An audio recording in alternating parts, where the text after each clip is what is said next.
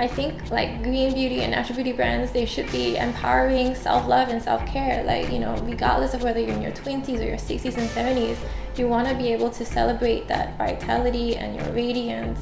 And these products should really be working to help you and your skin no matter what age you're at. Hey Tribe, Stephanie Dixon here for Green is the New Black TV, your guide to conscious living in Asia. Today we are speaking with Chuin, the founder of Apres Avant. Thank you so much for joining in. Oh, you're welcome. So tell me a little bit about what it was that sparked your own conscious living journey and why you wanted to really build a business around it. I think what I was very interested in at first was ingredients, and I love reading ingredient lists and ingredient labels in skincare products or whatever I was using, and I think that was really what started it, and also my interest in marketing and propaganda. So I started reading a lot about it and then finding out really interesting information, and eventually that led me to reach out to founders and like-minded people and just to find out a little bit more. And that's how I came about sharing it on the website. Tell us, for our non-French viewers, what does Apres Avant mean, and really why was that significant for you? Apres Avant is actually a French word, and it means after, before. And I chose it for the website because it means to be conscious after the fact and before you act in all things and in all aspects of your life.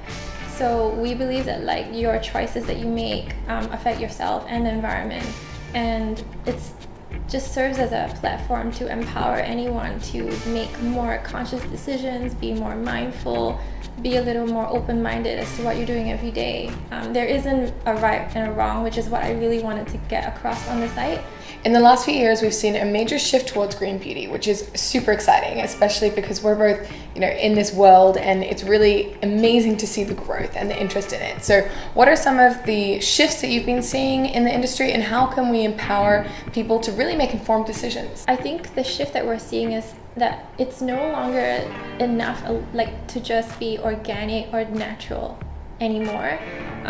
Today in green beauty or natural beauty brands, you're wanting these brands to be clean, natural, but also effective. What are some things that you think are good tools for people to use to be able to start new habits and to even realize? I think you've talked about asking why, and that's unbelievably powerful, but what are some of the things that people could do? One of the things is ingredients. One of the biggest myths is actually that people believe that cosmeceuticals with chemical ingredients, especially ones which have overnight effects, are good.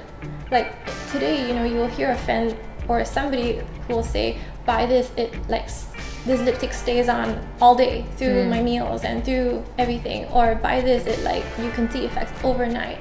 And to me, sometimes that actually speeds up your aging process in the long run. Maybe it's formulated to work incredibly well today and in the span of hours or days, but sometimes it could it could be more damaging in the long run. So with green beauty and natural beauty, I think it's also important now that if commercial beauty brands are going to be focusing a lot on anti-aging, which is what it always has been in the skincare industry, and one of the things that they always play on are kind of your insecurities. And they always say you're anti-aging, anti-wrinkle, hyperpigmentation. It's every time, even me myself as a consumer, when I used to read these boxes, I'm like, oh no, I have this and I have that, I think I need this, but it really isn't. And I think green beauty and natural beauty brands, they should be empowering self-love and self-care. Regardless of whether you're in your 20s or your 60s and 70s, you want to be able to celebrate that vitality and your radiance. And these products should really be working to help you and your skin no matter what age you're at. So I think what would be great is maybe if you could share some little green steps or some things that people could do very easily that they could easily look out for when they are making some beauty purchases. I think most importantly, purchase what you need. Ascertain what your skin type is and what you would like what results you'd like at the end of the day. And once you've ascertained that, then be conscious to just purchase ingredients based on that. You don't necessarily have to have a host of ingredients. You don't necessarily have to have to spend a lot of money on expensive products, and most importantly for me, like try to finish what you've bought, and before you like move on to something else, because there's always an opportunity. The buying will never stop.